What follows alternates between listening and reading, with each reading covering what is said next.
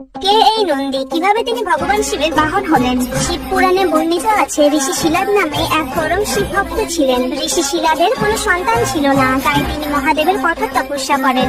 ঋষি শিলাদের তপস্যায় প্রসন্ন হয়ে ভগবান শিব তাকে বরদান চাইতে বলেন। তখন ঋষি শিলাদ ভগবান শিবকে পুত্ররূপে কামনা করেন। ভগবান শিব বলেন তার অংশ নন্দী ঋষি শিলাদের ঘরে পুত্ররূপে জন্ম নেবেন। পিতার মতো নন্দীও দীর্ঘকাল ব্যাপী কঠোর তপস্যা করে ভগবান শিবের দর্শন পান এবং বরদান স্বরূপ ভগবান শিবের সান্নিধ্য লাভ ও সেবা পাওয়ার আশীর্বাদ চান। ভগবান শিব নন্দীর ভক্তিতে প্রসন্ন হয়ে তাকে বাহন রূপে সর্বদা তার সাথে বিচরণের বরদান দেন। শিব পুরাণ মতে স্বয়ং মহাদেব বলেছেন তার পূজার পর নন্দীর পূজা না করলে শিব পূজা সম্পূর্ণ হবে না। মান্যতা আছে ভগবান শিব নন্দীকে ভক্তের মনোবাঞ্ছা শোনারও বরদান দেন। কেউ যদি শুদ্ধ মনে নন্দীর বাম কানে মনের ইচ্ছা বলে তবে নন্দীর মাধ্যমে তা স্বয়ং ভগবান শিবের কাছে পৌঁছায়, আর ভগবান শিব তা অবশ্যই পূরণ করেন। ভিডিওটি ভালো লাগলে সাবস্ক্রাইব করে সাপোর্ট করুন। Thank you.